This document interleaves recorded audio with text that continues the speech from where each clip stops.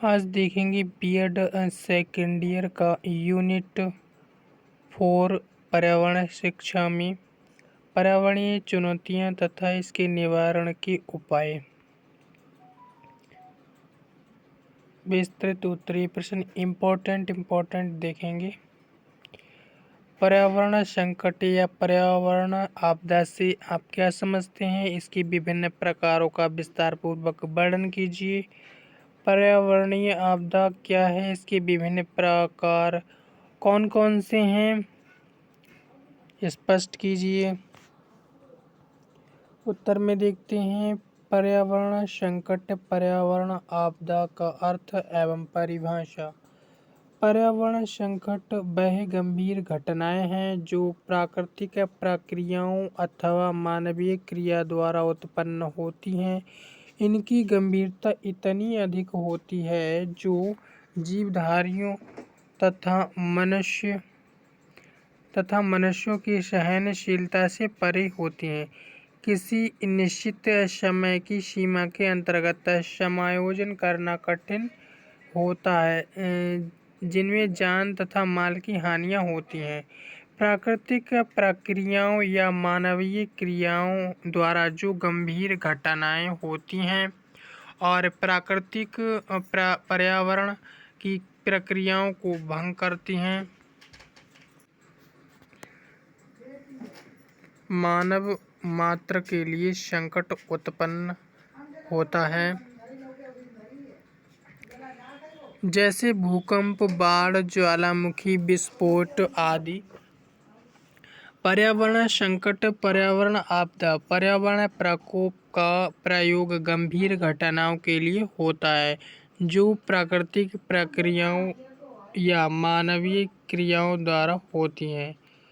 वैसे विशेष मैंने समझा दिया है।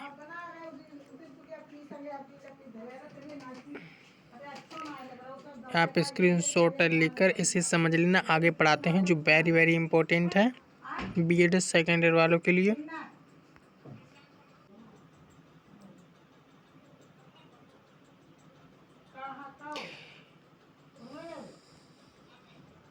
जल प्रदूषण से आप क्या समझते हैं? जल प्रदूषण स्रोतों का वर्णन कीजिए। जल प्रदूषण के विभिन्न प्रभावों तथा निराकरण के उपायों का वर्णन कीजिए।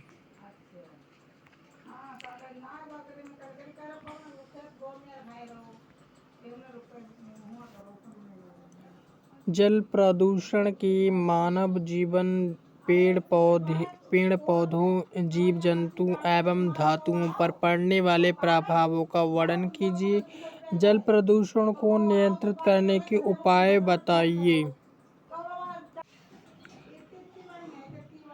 उत्तर में हम देखते हैं जल प्रदूषण का अर्थ, जो कि 2018 में आया है।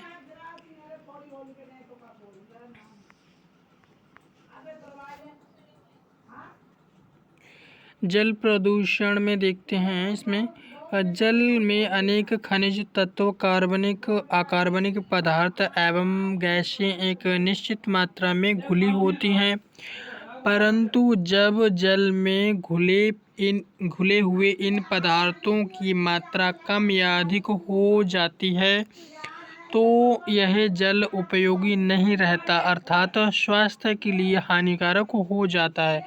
इसे प्रदूषित जल कहा जाता है। इसी को जल प्रदूषण कहते हैं। जल प्रदूषण के स्रोत अथवा कारण। जल प्रदूषण के प्रमुख स्रोत निम्नलिखित हैं। प्राकृतिक में देखते हैं यह प्रदूषण अचानक प्राय हो जाता है। हवा में गैसों या धूलों के कणों का वर्षा के पानी में मिल जाना, जमीन पर गिरे पानी में सिल्ट का मिल जाना और बर्फ के पिघलने पर उसमें विभिन्न साल्ट का घुल जाना, जमीन पर मिट्टी के क्षारीय पदार्थ घुल जाना, पशुओं के अवशेष, पेड़ पौधे या जानवरों का सड़ जाना तथा पानी में घुल मिल जाना या कार्बनिक पदार्थों का पानी में घुल जाना आदि सब प्राकृतिक जल प्रदूषण के स्रोत हैं। घरेलू अपमार्जक निवास स्थानों या अन्य स्थानों में बर्तन साफ करने में प्रयुक्त, नहाने तथा कपड़े धोने में प्रयुक्त साबुन और अपमार्जक जल के साथ नालियाँ और नालों से होते हुए तालाबों, झीलों और नदियों में पहुंचकर जल प्रदूषित करते हैं। बाहित मल नगरों और कस्बों में मकानों से निकला मल मूत्र, कूड़ा करकट आदि नालों और नालियों के द्वारा नदियों, तालाबों और झीलों में पहुंचा दिया जाता है, जिससे जल प्रदूषित तो हो जाता है। उद्योगों से अपशिष्ट रासायनिक पदार्थों का निकाय, विभिन्न प्रकार के उद्योगों से जिनकी संख्या सभ्यता के साथ साथ बढ़ रही है, सीसा, पारा इत्यादि के कार्बनिक आदि रासायनिक पदार्थ अपशिष्ट के रूप में निकलते हैं तथा बाहित मल के समान जल को प्रदूषित करते हैं।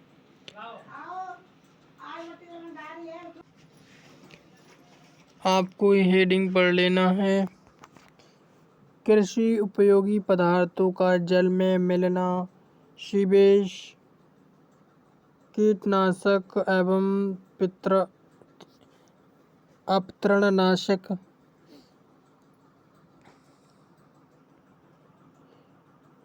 स्क्रीनशॉट लेकर पढ़ लेना है आपको। यहाँ पे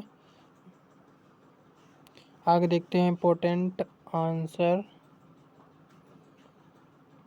रेडियोधर्मी पदार्थ परमाणु बमों के विस्फोटों तथा इसी प्रकार के अन्य परीक्षणों से रेडियो एक्टिव पदार्थ वातावरण में आकर अनेक प्रकार से प्रदूषण करते हैं।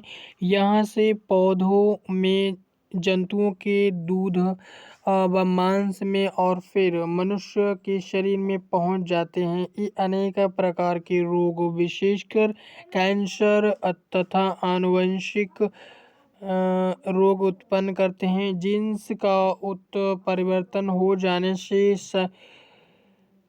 संतानियां भी रोगग्रस्त या अपंग पैदा होती हैं, जो संतान होती है।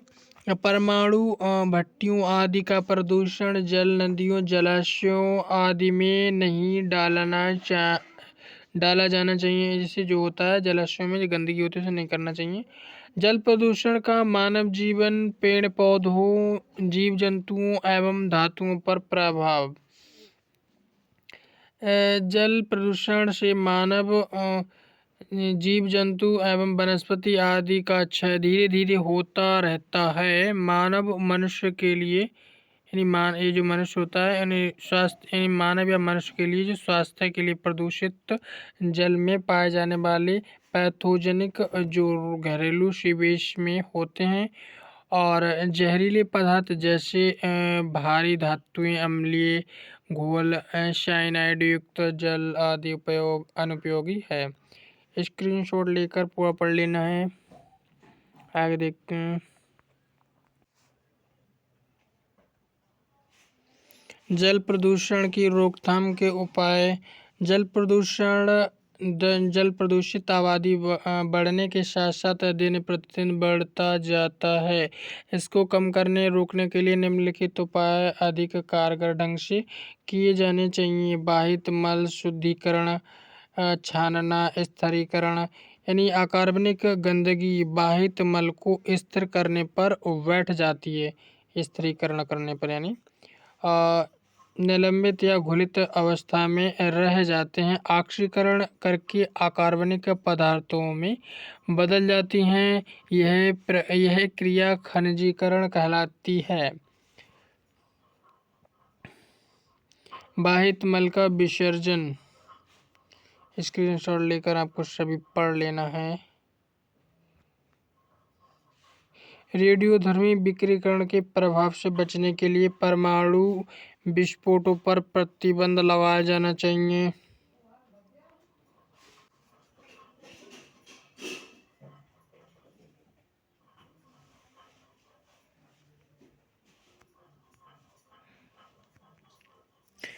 ऊष्मीय प्रदूषण से आप क्या समझते हैं? ऊष्मीय प्रदूषण के स्रोत का वर्णन कीजिए।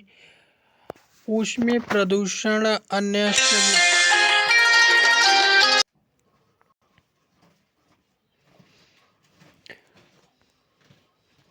ऊष्मीय प्रदूषण अन्य सभी प्रकार के प्रदूषण में होता है।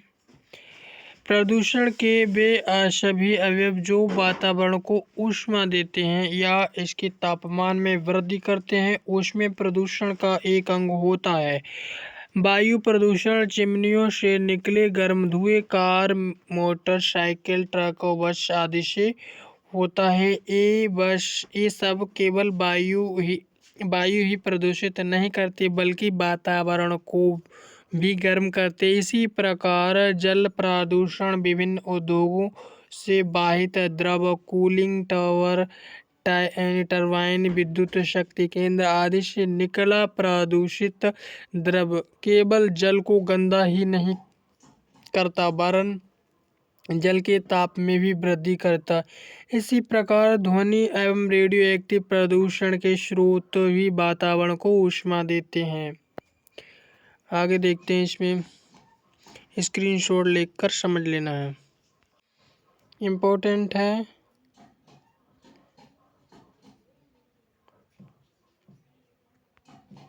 परमाणु प्रदूषण कोयला, डीजल, पेट्रोल, लकड़ी तथा विद्युत का उपयोग विभिन्न रचनात्मक कार्यों में ईंधन या ऊर्जा के रूप में होता है, किंतु कुछ विशिष्ट कार्यों में जैसे मिसाइल, रॉकेट, अणुबम, परमाणु बम तथा हाइड्रोजन बम आदि बनाने में अनेक संचालन तथा नियंत्रण में नाभिकीय ऊर्जा प्रयोग में लाई जाती है।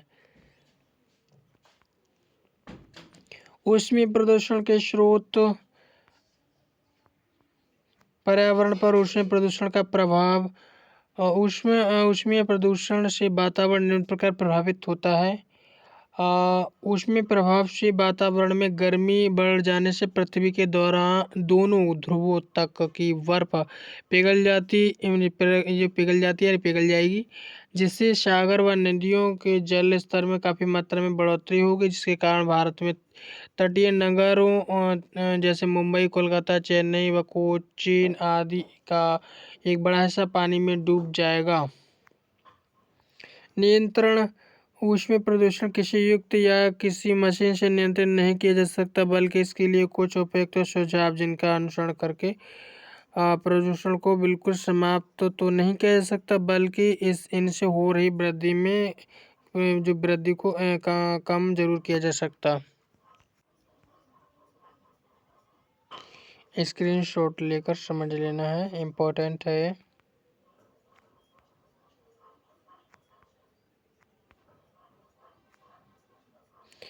ग्लोबल वार्मिंग का अर्थ।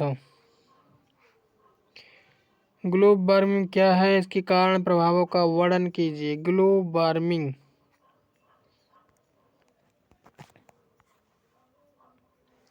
वातावरण में ग्रीन हाउस गैसों की वृद्धि से पृथ्वी पर सूर्य से आने वाली ऊष्मा का विसर्जन पूर्ण रूप से नहीं हो पा रहा, जिसके परिणामस्वरूप पृथ्वी का तापमान निरंतर बढ़ रहा है। पृथ्वी के तापक्रम में इस प्रकार की वृद्धि को ग्लोबल वार्मिंग कहते हैं।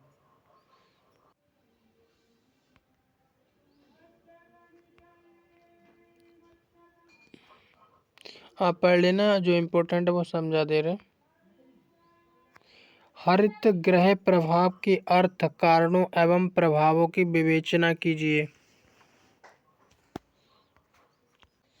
Important, very important. हरित गृह प्रभाव या ग्रीन हाउस इफेक्ट का अर्थ।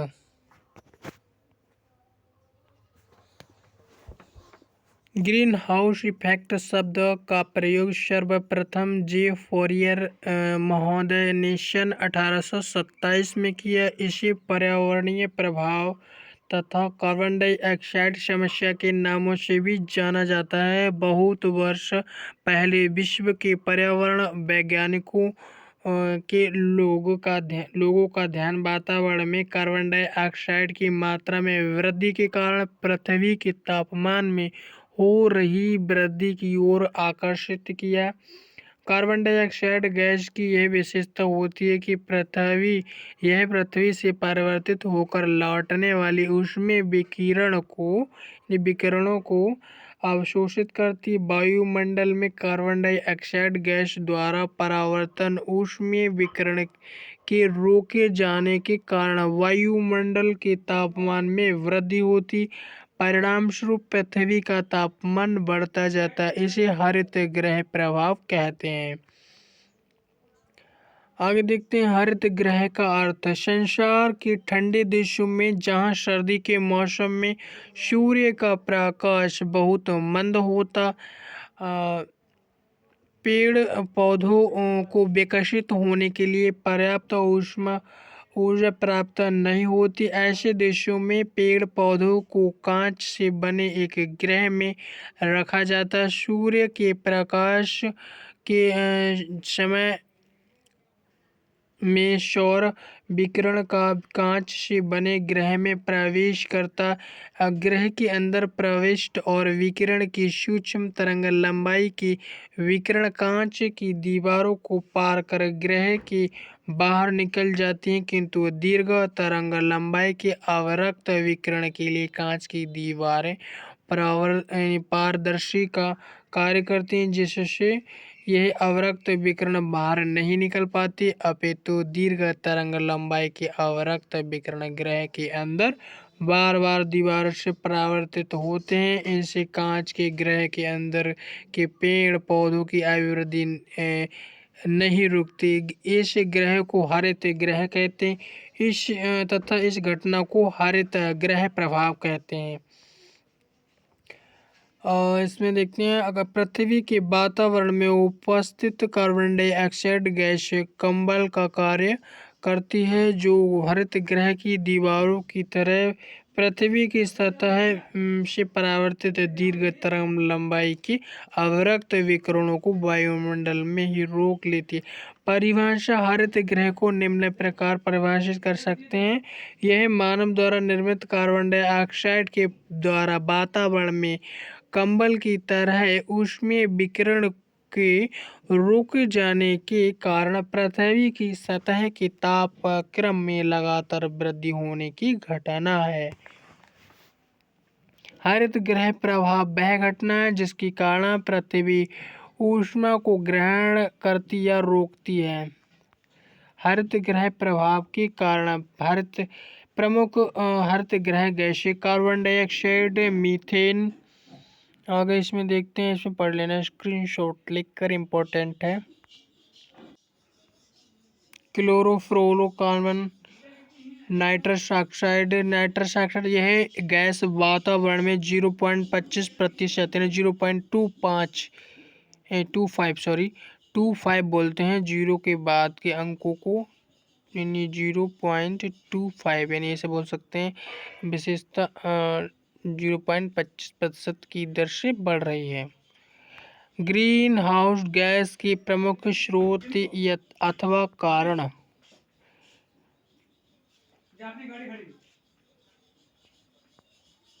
प्राणियों द्वारा श्वास छोड़ने से, स्वचालित वाहनों से प्रयुक्त डीजल पेट्रोल के दोहन से, ताप विद्युत घरों में जीवाश्म ईंधन के दहन के कारण निकला धुआं, कल कारखानों की चिमनियों का धुआं, घरेलू चूल्हे में लकड़ी जलाने से निकला धुआं, रेफ्रिजरेटर एवं एयर कंडीशनर बनाने वाले उद्योग कारखानों, कोयला खानों से निकली गैस, औद्योगिक कचरा, सीवर लाइन्स, धान की फसल, प्लास्टिक व फोम उद्योग, रासायनिक खादों का प्रयोग। हरित गृह प्रभाव के परिणाम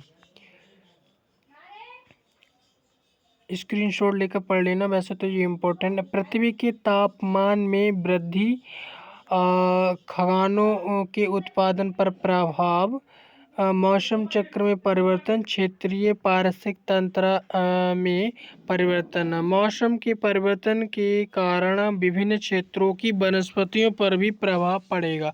आज जहाँ घास के मैदान हैं वहाँ ताप वृद्धि के कारण सूख जाएंगे। परिणाम स्वरूप वहाँ के पशु पक्षी समूह अनुकूल जलवायु के क्षेत्र में स्थानांतरित होंगे। इससे क्षेत्रीय पारिस्थितिक तंत्र परिवर्तित हो जाएंगे। ये भी बहुत इम्पोर्टेंट है। पर्यावरण प्रदूषण से आप क्या समझते हैं? पर्यावरण प्रदूषण को रोकने के लिए राष्ट्रीय स्तर पर क्या उपाय किए जा सकते हैं? 2021 में है, वेरी वेरी इम्पोर्टेंट।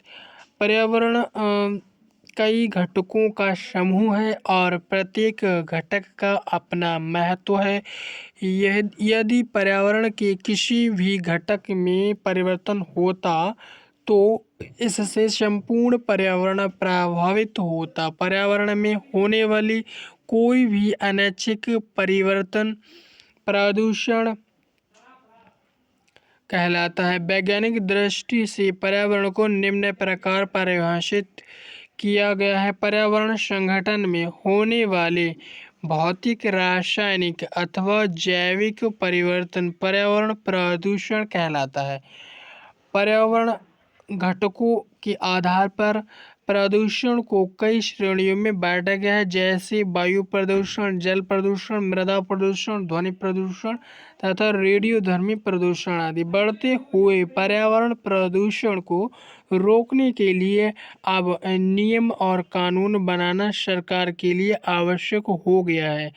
यह नियम और कानून विशेषज्ञों द्वारा बनाए जाने चाहिए, जिससे कि पर्यावरण प्रदूषण को प्रभावी ढंग से रोका जा सके। साथ साथ कानून का पालन कराया जाना सुनिश्चित किया जाना भी पर्यावरण प्रबंधन के लिए अति आवश्यक है। प्रदूषण का प्रभाव ये भी इम्पोर्टेंट है, पढ़ लेना आप स्क्रीनशॉट लेकर। प्राकृतिक असंतुलन, जलवायु परिवर्तन, पर्यावरण प्रदूषण से मुक्ति के उपाय। ये प्रदूषण से बचने के लिए एकमात्र उपाय नैसर्गिक जीवन है। हमें ऐसा कुछ नहीं करना चाहिए जो प्रकृति के संतुलन को बिगाड़े। स्क्रीनशॉट लेकर पूरा पढ़ लेना, वैसे इम्पोर्टेंट है, वेरी इम्पोर्टेंट।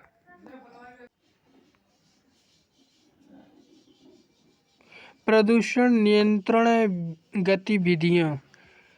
स्वयंसेवी संस्थाओं से तालमेल व समन्वय। राज्य स्तर पर अनेक स्वयंसेवी संस्थाएं पर्यावरण के क्षेत्र में भी कार्यरत हैं और पूर्णतः समर्पित हैं।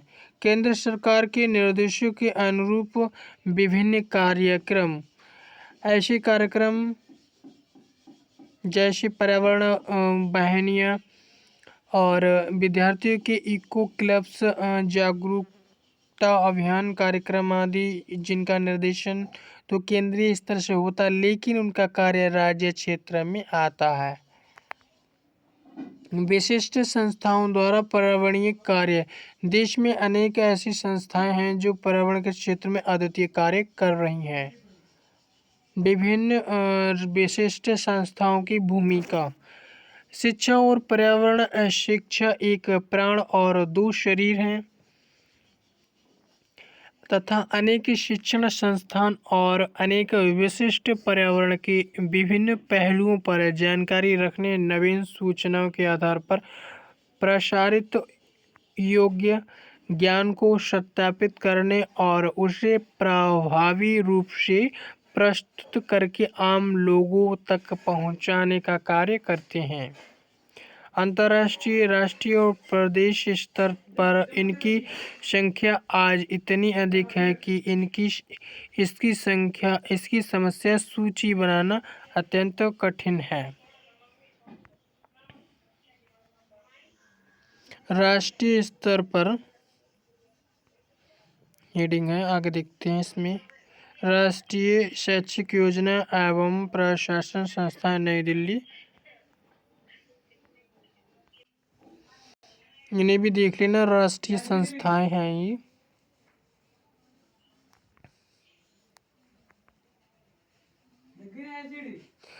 पर्यावरण संकट क्या है, संक्षेप में स्पष्ट कीजिए। पर्यावरण संकट पर संक्षेप में टिप्पणी लिखिए। पर्यावरण प्रकोप के क्या कारण हैं, देखते हैं। पर्यावरण इम्पोर्टेंट है, 2017-21 में आया।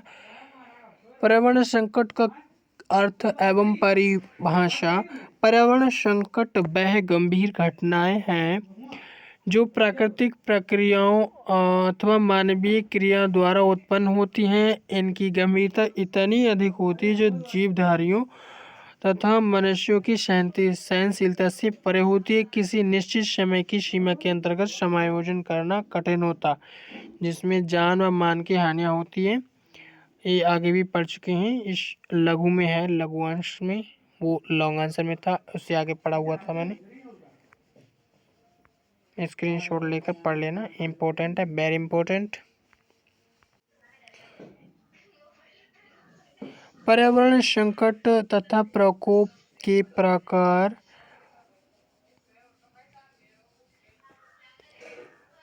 इसमें इन गंभीर घटनाओं से मानव जीवन खतरे में होता है और जान मान दोनों की क्षति होती है। इन्हें उपरोक्त कारणों के आधार पर दो भागों में विभाजित किया गया है: प्रकृति संकट तथा प्रकोप, मनुष्य द्वारा उत्पन्न संकट तथा प्रकोप।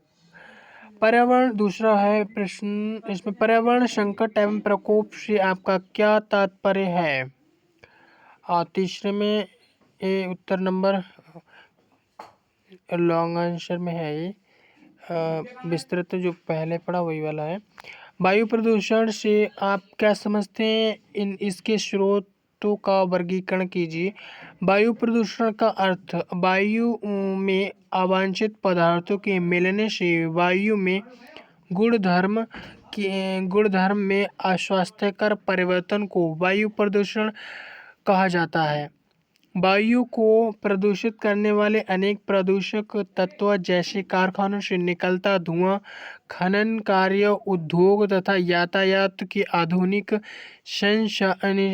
आधुनिक संसाधनों से निकला धुआं, धूल के कण एवं गैसें आदि वायु के भौतिक, जैविक या रासायनिक गुणों से ऐसा कोई अवांछित परिवर्तन जिसके द्वारा स्वयं मनुष्य के जीवन या अन्य जीवों, जीवन परिस्थितियों या हमारी प्राकृतिक संपदा नष्ट हो या उसे हानि पहुँचे, वायु प्रदूषण कहलाता है। ये प्रदूषक गैस, धुआं, धूलिकण, राख या वायु विलय पदार्थ इत्यादि किसी भी रूप में हो सकते हैं। वायु प्रदूषण के कारक अथवा स्रोतों का वर्गीकरण। इसमें वायु प्रदूषण के स्रोत कारकों को दो भागों में विभक्त किया जा सकता है। प्राकृतिक स्रोत, तूफान, आंधी, चक्रवात आते हैं। इसमें मानवकृत स्रोत हैं, इसमें घरेलू ईंधन वगैरह आते हैं। उद्योग से प्रदूषण इम्पोर्टेंट है, स्क्रीनशॉट लेकर पढ़ लेना। आगे देखते हैं।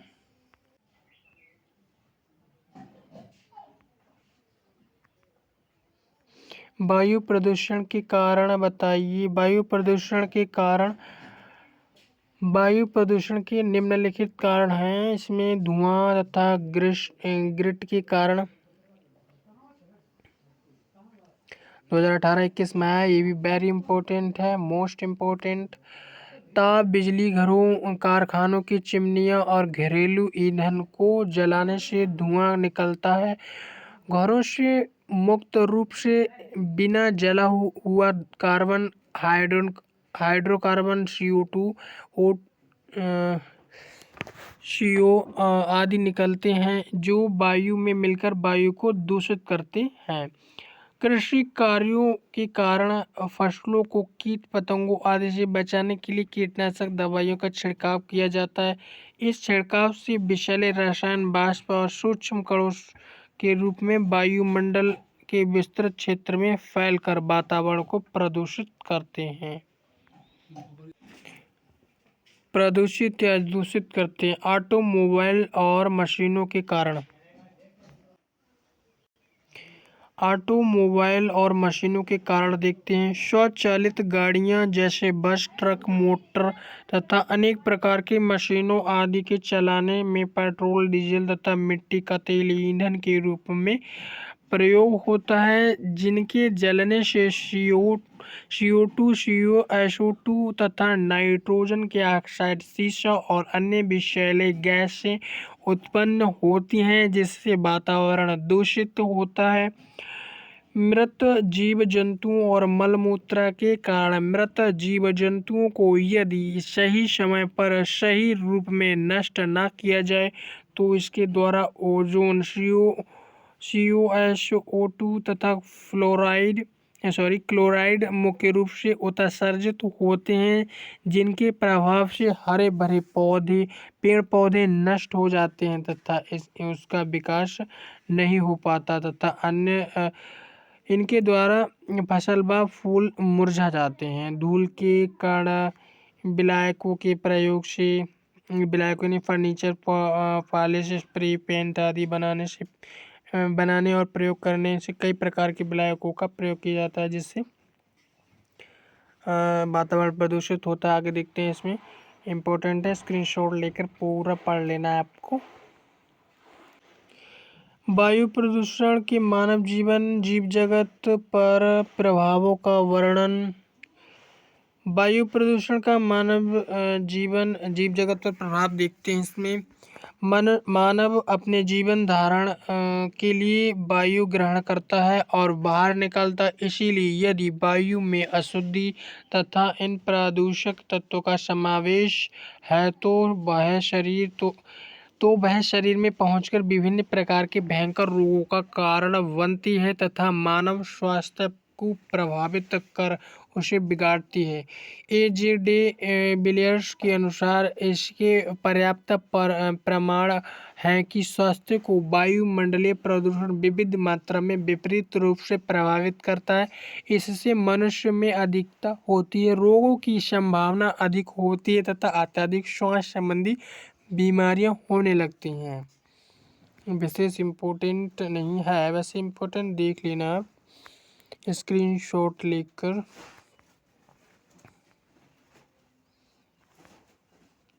वायु में क्लोरोफ्लोरोकार्बन की अधिकता से ओजोन परत में छिद्र होने लगे। इससे पृथ्वी पर पराबैंगनी किरणों के आने से अनेक रोग फैलने का खतरा पैदा हो रहा है।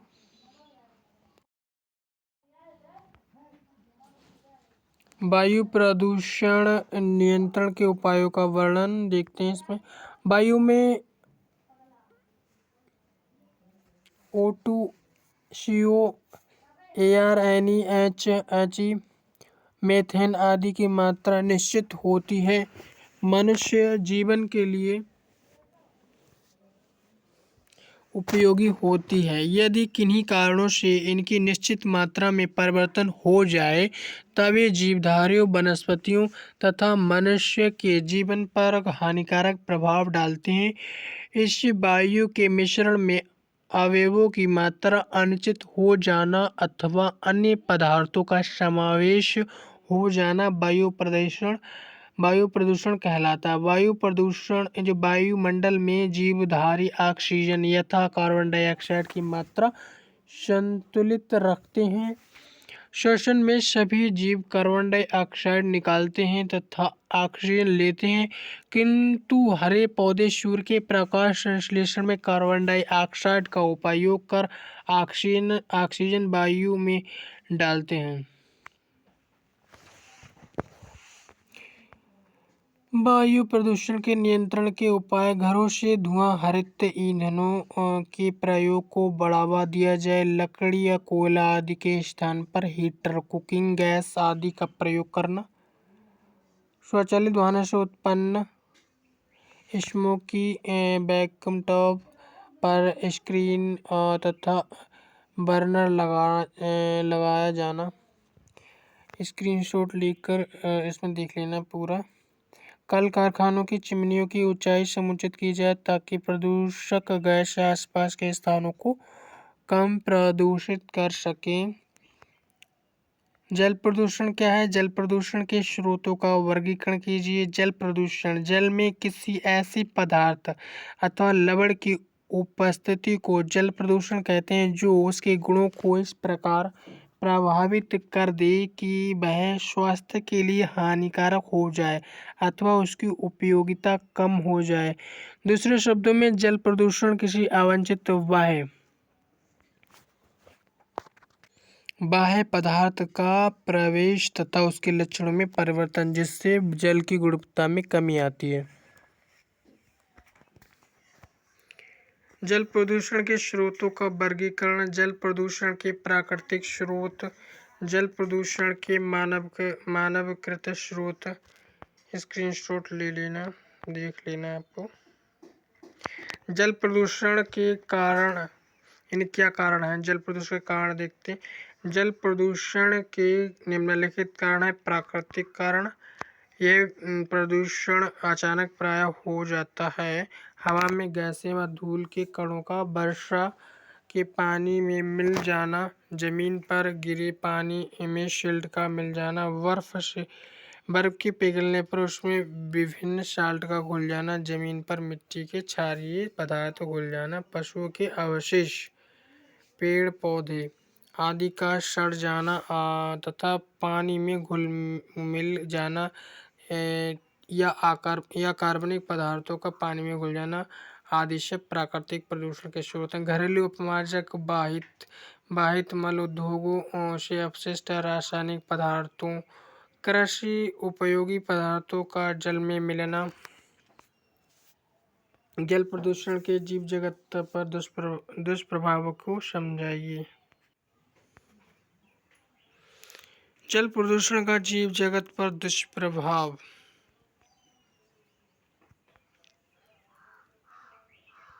उद्योग के अपशिष्ट व कृषि बहिर्वाह के अनेक विषैले रसायन जैसे पारा, लेड, आर्सेनिक, डीडीटी, बीएचसी आदि हजारों रसायन भोजन श्रृंखला में निरंतर जीवों तथा पादपों से होते हुए मानव शरीर में प्रवेश कर संचयी प्रभाव के कारण अनेक रोग फैलाते हैं। तैलीय प्रदूषण से जल में ऑक्सीजन की कमी हो जाती है जिसके कारण जलीय जीव तो मरते ही हैं। इससे आग लग जाए तो पृथ्वी का सारा वातावरण दूषित तो होने का भय रहता। पृथ्वी के वायुमंडल का ताप भी बढ़ता। CO2 की मात्रा बढ़ने से ग्रीन हाउस गैस, ओजोन परत की क्षति तथा समुद्र जल स्तर बढ़ने का भय रहता है। ध्वनि प्रदूषण का अर्थ बताइए तथा ध्वनि प्रदूषकों का वर्गीकरण। ध्वनि प्रदूषण के स्रोत और प्रभाव। ध्वनि प्रदूषण अवांछनीय ध्वनि को कहते हैं जो असत्य होती है। कोई ध्वनि जब मंद होती तब मधुर लगती, परंतु जब तेज होने पर शोर में अर्थात ध्वनि प्रदूषण में बदल जाते। दूसरे शब्दों में कोई भी ध्वनि जब मानव के मस्तिष्क या शारीरिक कार्यों में विघ्न उत्पन्न करने लगती तो शोर कहलाती है। यह शोर भी एक प्रकार के पर्यावरणीय प्रदूषण ही है। ध्वनि प्रदूषण के स्रोतों का वर्गीकरण। प्राकृतिक स्रोत, मानवकृत स्रोत। ध्वनि प्रदूषण के प्रभाव। मृदा प्रदूषण के क्या कारण हैं? मृदा प्रदूषण के उपाय। मृदा अपरदन या क्षरण। मिट्टी के कटाव को मृदा अपरदन कहते हैं। इसके कारण मिट्टी की उर्वरता में कमी आती क्योंकि ऊपरी उर्वरा मृदा बहुत कम बहुकर अन्यत्र चली जाती है। यह क्षरण प्राकृतिक व मानवीय दोनों क्रियाकलापों द्वारा होता है। गौरी के अनुसार भू क्षरण मृदा की चोरी एवं रेंगती मृत्यु है। प्राकृतिक रूप से यह क्षरण वर्षा द्वारा तथा मानवीय रूप से यह क्षरण आज मानव द्वारा किए गए कीटनाशक रसायनों के प्रयोग इत्यादि द्वारा होता है। वनोन्मूलन कृषि द्वारा। आगे देखते हैं। घरेलू अपशिष्ट, सिंचाई, मरुस्थलीकरण, प्राकृतिकरण औद्योगिकरण स्क्रीनशॉट लेकर पढ़ लेना है। नाभिकीय विस्फोट से मृदा कणों में रेडियोधर्मी तत्वों की प्रतिक्रिया से मृदा में मौलिक खनिज एवं रासायनिक गुणों का परिवर्तन यानी रासायनिक गुणों में परिवर्तन होता है। मृदा क्षरण या रोकने के उपाय। मृदा अपरदन को रोकने को मृदा संरक्षण कहते हैं। मिट्टी का निर्माण बहुत धीमी गति से होता है तथा 1 इंच मिट्टी में के निर्माण में लगभग 100 वर्ष लग जाते हैं। मृदा अपरदन को रोकना चाहिए। इनके निम्नलिखित उपाय: वृक्षारोपण, सीढ़ीदार खेती, रेखीय जुताई, चराई प्रबंध, कलर मिट्टी का उपचार, वायु रोधक कलर मिट्टी। इसमें कलर मिट्टी का समुचित उपचार किया जाना चाहिए। कलर मृदा को खोदकर एक तालाब बनाना चाहिए। रेडियोधर्मी प्रदूषण का अर्थ। वायु रेडियोधर्मी प्रदूषण का अर्थ कोयला, डीजल, पेट्रोल, लकड़ी तथा विद्युत का उपयोग विभिन्न रचनात्मक कार्यों में ईंधन या ऊर्जा के रूप में होता है, किंतु कुछ अपशिष्ट कार्यों में जैसे मिसाइल, रॉकेट, अणु बम, परमाणु तथा हाइड्रोजन बम आदि बनाने में, उसके संचालन व नियंत्रण में।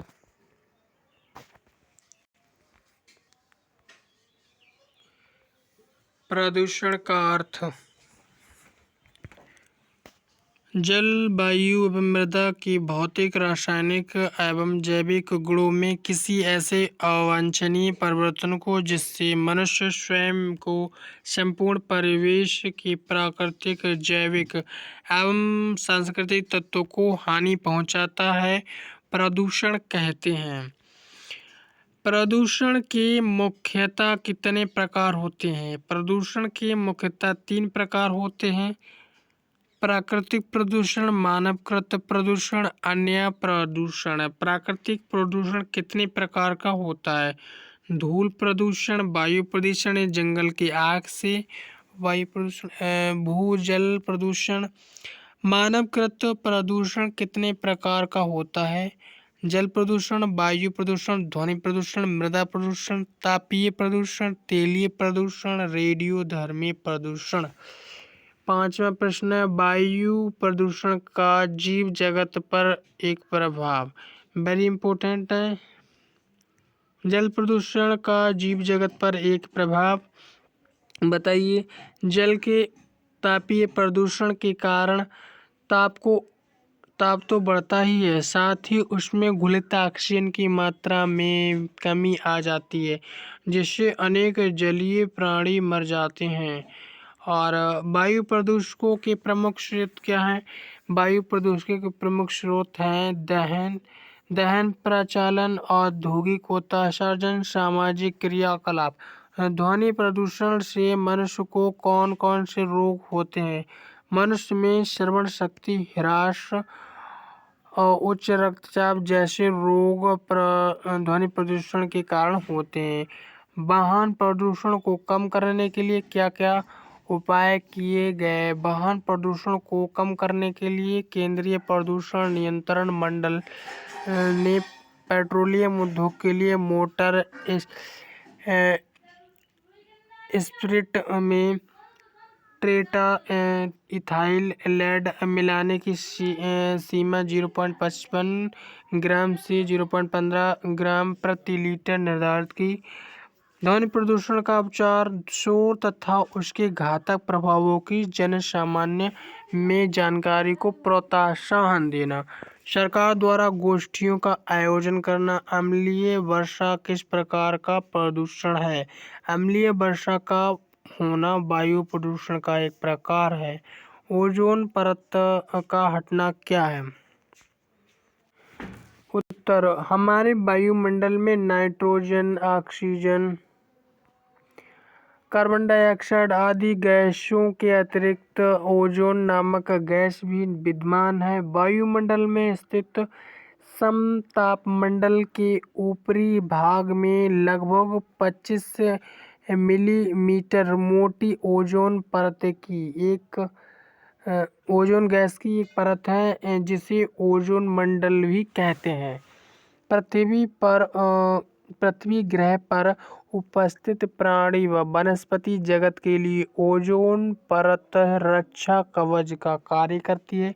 1970 के दशक में वैज्ञानिकों को ज्ञात हुआ कि वायुमंडल में उपस्थित ओजोन गैस का धीरे धीरे क्षरण हो रहा है, जिससे पृथ्वी के पर्यावरण के लिए गंभीर संकट उत्पन्न हो रहा है। अम्ल वर्षा क्या है? अम्लीय वर्षा शब्द युग्म का सर्वप्रथम प्रयोग वैज्ञानिक रॉबर्ट अंगस ने सन 1872 में किया था, जिसका शाब्दिक अर्थ वर्षा के पानी में अम्ल की अधिक मात्रा में उपस्थित होता यानी अम्ल जो होता उपस्थित होता है। अम्ल उपस्थित होता है। वर्तमान समय में अम्लीय वर्षा विश्व की एक पर्यावरणीय समस्या बनी हुई है। अम्लीय वर्षा की समस्या अमेरिका, इंग्लैंड, जर्मनी, कनाडा तथा नॉर्वे के खतरनाक स्तर पर पहुंच चुकी है। स्तंभ पिघलन क्या है? स्तंभ पिघलन एक प्राकृतिक घटना है। वायुमंडल में कार्बन डाइऑक्साइड की मात्रा बढ़ने के कारण पृथ्वी का तापमान भी निरंतर बढ़ता जा रहा है। पृथ्वी का तापमान मुख्यतः CO की मात्रा पर निर्भर करता है। CO2 गैस की अधिकता के कारण इस गैस का एक मोटा आवरण बन जाता है। यह आवरण पृथ्वी से लौटने वाली ऊष्मीय विकिरण को बाहर जाने से रोकती है। इस कारण पृथ्वी के क्षेत्र का तापमान बढ़ जाता है। यह क्रिया ग्रीन हाउस प्रभाव कहलाती है। अम्लीय वर्षा के मुख्यतः पाए जाने वाले 3 अम्लों के नाम लिखो। नाइट्रिक अम्ल NaNO3, हाइड्रोक्लोरिक अम्ल HCl यानी तथा सल्फ्यूरिक अम्ल H2SO4। ओजोन परत के क्षरण के क्या कारण है? वैज्ञानिकों ने ओजोन परत के क्षरण के लिए जिम्मेदार निम्नलिखित कारणों की खोज की। वायुमंडल में प्राकृतिक रूप में विद्यमान नाइट्रोजन ऑक्साइड यानी NO, ज्वालामुखियों के विस्फोट से निकला क्लोरीन गैस। हरित इम्पोर्टेंट 2017 में आया पे। हरित गृह प्रभाव के लिए मुख्यतः कौन कौन सी गैसें उत्तरदायी हैं? 2019, 2020, 2021 में आया है। ग्रीन हाउस प्रभाव में योगदान करने वाली प्रमुख गैसों के नाम बताओ। कार्बन डाइऑक्साइड यानी CO2, chlorofluorocarbon CFC, nitrous oxide N2O, methane CH4, biogas. बाढ़ का एक कारण लिखिए। अत्यधिक वर्षा।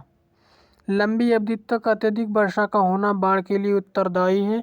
अत्यधिक वर्षा के कारण नदियों के निचले भागों में जल के आयतन में आकस्मिक वृद्धि हो जाती है, जिस कारण नदियों की अपार जलराशि आसपास के क्षेत्रों को जलमग्न कर देती है। वे क्षेत्र जहां ग्रीष्मकालीन मानसून की वर्षा होती है बाढ़ से अधिक प्रभावित रहते हैं। इसी सागरीय जलवायु वाले क्षेत्र जहां अधिकांश वर्षा शीतकाल में होती है, वहां भी भयंकर तूफानों से होने वाली घनघोर वर्षा ही बाढ़ का प्रमुख कारण है। ध्वनि प्रदूषण के स्रोत प्राकृतिक स्रोत के अंतर्गत बादलों की गड़गड़ाहट प्रमुख है।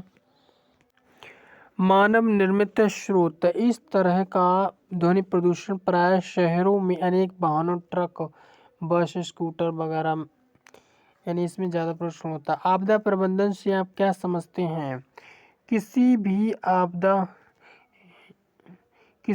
आपदा की भीषणता को कम करने तथा इससे प्रभावित मनुष्य, पशु, संपत्ति आदि को बचाने के प्रयास का आपदा प्रबंधन के अंतर्गत ले आते हैं। इसका मुख्य लक्ष्य हानि को नियंत्रित करना, जल प्रदूषण का उपचार बताइए। जल प्रदूषण के उपचार उद्योगों से निकलने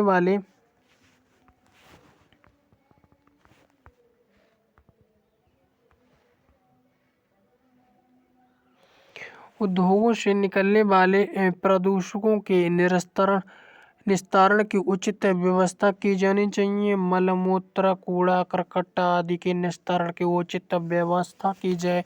कृषि के लिए न्यूनतम रसायन एवं कीटनाशक प्रयोग किए जाए। मृत जीव, कूड़ा कचरा आदि जल में न फेंके। नगर एवं ग्राम के शिविर की व्यवस्था उचित तरीके से की जाए। ओजोन छिद्र का कारण मानव निर्मित फ्लोरोकार्बन CFC यौगिक है। बाढ़ की एक हानि लिखिए। बाढ़ के द्वारा अपार जन धन की हानि होती है। भूकंप का एक कारण है पृथ्वी के गर्भ में घटित होने वाली विवर्तनिक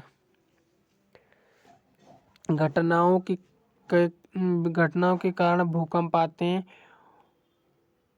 ONGC से क्या तात्पर्य है? Oil and natural gas corporation. दो मृदा प्रदूषकों के नाम DDT, गैमेक्सिन। पर्यावरण शिक्षा का यूनिट 5 पर्यावरण प्रबंधन।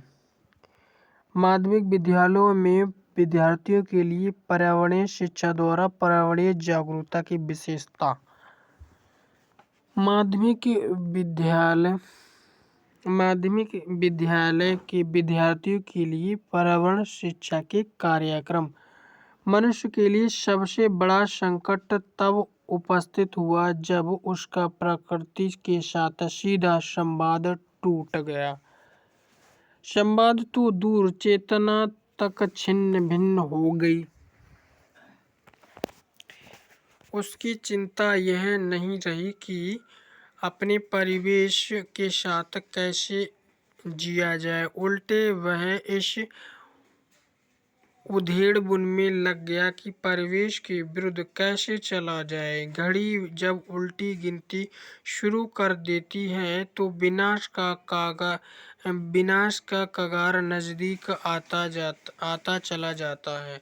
यदि हमें मानवता को इस विनाश से बचाना है तो लोगों को संस्कारित करना होगा। छोटे छोटे बच्चों में संस्कार भरने होंगे कि प्रकृति के बिना हम लोग जी नहीं सकते।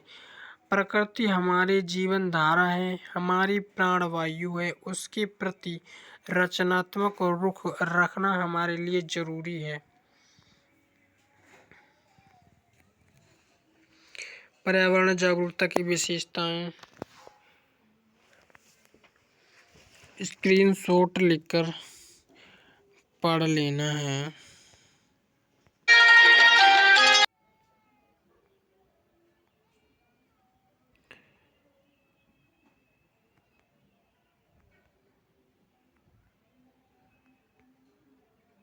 भारतीय वन अधिनियम 1927 की आवश्यकता, उद्देश्य, संक्षिप्त नाम, विस्तार का संक्षेप में वर्णन कीजिए। भारतीय वन अधिनियम 1927 की आवश्यकता। वनों के दुरुपयोग एवं उन्हें क्षय से बचाने के लिए वन संरक्षण अति आवश्यक है। वनों के संरक्षण से तात्पर्य समस्त पेड़ पौधों से। मानव जीवन के लिए वनों के महत्व को देखते हुए हमें सभी संभव उपायों के द्वारा इन्हें संरक्षण प्रदान करना चाहिए। पर्यावरण तथा पारिस्थितिकी संतुलन बनाए रखने के लिए मानव को वन संरक्षण करना आज विश्व की प्राथमिक आवश्यकता है, क्योंकि उपजाऊ मिट्टी का कटाव, भयंकर भूस्खलन, प्रलयकारी बाढ़ें, भयावह सूखे, वर्षा की कमी, पर्यावरण प्रदूषण, पारिस्थितिकी असंतुलन से आज सभी श्रत हैं जो वनोन्मूलन के परिणाम हैं। इस दिशा में सभी देश प्रयत्नशील हैं। इम्पोर्टेंट पॉइंट पढ़ ले रहे हैं, बाकी सब स्क्रीनशॉट लेकर समझ लेना है। सविकास, शाश्वत विकास अथवा टिकाऊ विकास की विधियाँ। अजैव संसाधनों का संरक्षण और विभिन्न पारितंत्रों एवं प्रजातियों का टिकाऊ उपयोग, जीन भंडार, जैव विविधता कायम रखने का प्रयास करना, समुन्नत प्रौद्योगिकी का निरंतर विकास। पर्यावरण संरक्षण से आप क्या समझते हैं? प्रश्न नंबर 5, संरक्षण को बढ़ावा देने में विद्यालय की भूमिका। पर्यावरण संरक्षण का अर्थ बताइए। पर्यावरण संरक्षण एवं स्थायी विकास में विद्यालय की भूमिका। ऐसे के पाठ्यक्रम सहगामी क्रियाओं का विवरण दीजिए।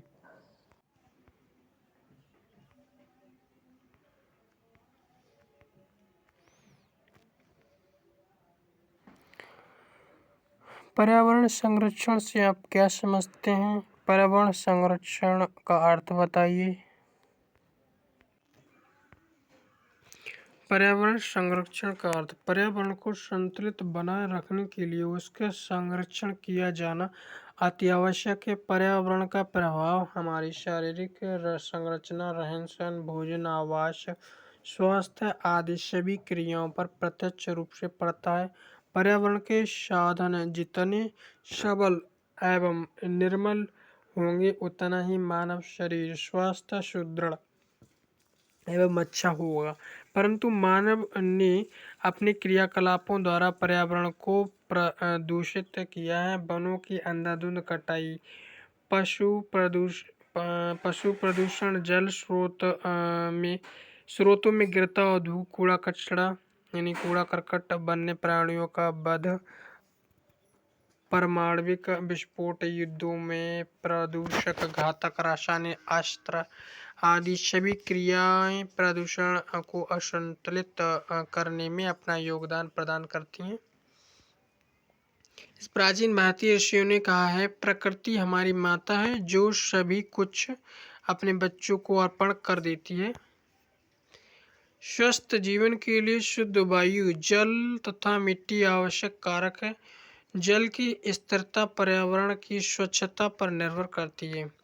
पर्यावरण संरक्षण के उद्देश्य। पर्यावरण संरक्षण के उद्देश्य बालकों में पर्यावरण के संरक्षण एवं उसके विकास हेतु संचेतना पैदा करने के लिए नियमित शिक्षण संस्थाओं के उद्देश्यों को पुनर्स्थापित करने की आवश्यकता है। आज भी शुद्ध सामाजिक पर्यावरण एवं प्राकृतिक संसाधनों में हमें अधिकतम लाभ हो रहे हैं, अतः हमें विशेष रूप से स्थानीय पारिस्थितिकी प्रणाली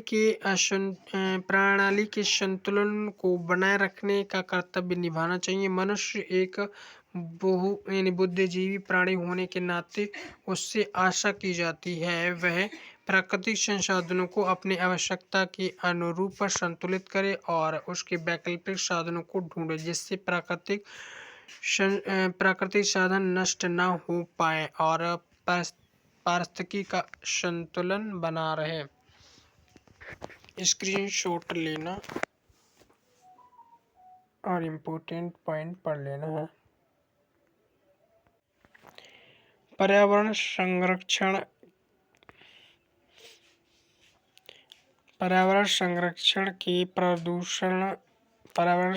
में प्रदूषण नियंत्रण बोर्ड की भूमिका की विवेचना। उत्तर में प्रदूषण नियंत्रण बोर्ड की स्थापना पर्यावरण व इससे संबंधित विषयों के संरक्षण व सुधार के लिए की गई है। केंद्र सरकार को इस उद्देश्य के लिए सभी आवश्यक कदमों को उठाने के लिए सामान्य शक्तियां उपलब्ध कराता है। पर्यावरण की गुणवत्ता को संरक्षित व सुधार करने के लिए और पर्यावरण प्रदूषण को हटाने, रोकने व नियंत्रित करने में।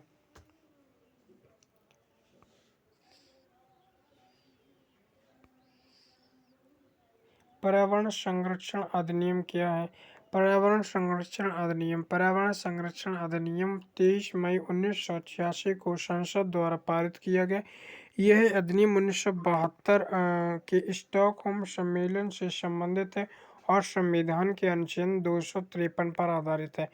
इस अधिनियम की विशेषता के कारण केंद्र सरकार ने पर्यावरणीय प्रदूषण से बचाव, उस पर नियंत्रण और उसमें कमी के लिए आवश्यक अधिकारों से स्वयं को लैस कर लिया है। इन अधिकारों में राज्यों द्वारा देशव्यापी कार्यक्रम के नियोजन और कार्यान्वयन का समन्वय, पर्यावरणीय गुणवत्ता मानकों का निर्धारण, विशेष रूप से पर्यावरणीय प्रदूषणों के उत्सर्जन तथा विमुक्ति का विनियमन और उद्योगों की स्थिति पर रोक लगाना आदि सम्मिलित है। ये मांगे गए अधिकार वास्तव में बहुत विस्तृत हैं। अधिकार में खतरनाक पदार्थों को संभालना, पर्यावरणीय दुर्घटनाओं से बचाव, शोध कार्य, प्रदूषित करने वाली इकाइयों का निरीक्षण, प्रयोगशाला की स्थापना, सूचनाओं का प्रचार व प्रसार आदि से सम्मिलित है।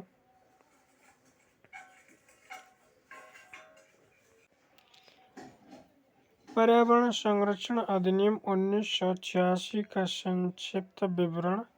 इस अधिनियम को पर्यावरण व इससे संबंधित विषयों के संरक्षण व सुधार के लिए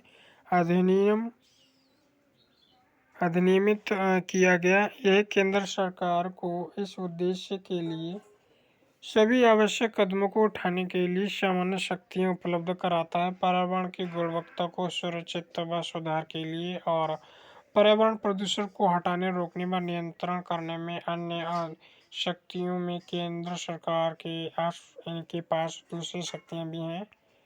और आगे देखते हैं, विद्यार्थी की अभिवृत्ति परिवर्तन के लिए पर्यावरण शिक्षण के विभिन्न कार्यक्रम। शुद्ध पर्यावरण को शुद्ध एवं संतुलित बनाए रखने हेतु शिक्षण संस्थाओं का उत्तरदायित्व है कि वे विद्यार्थियों में निम्नलिखित अभिवृत्तियों का विकास इस तरीके से करें कि उद्देश्यों की पूर्ति हो सके।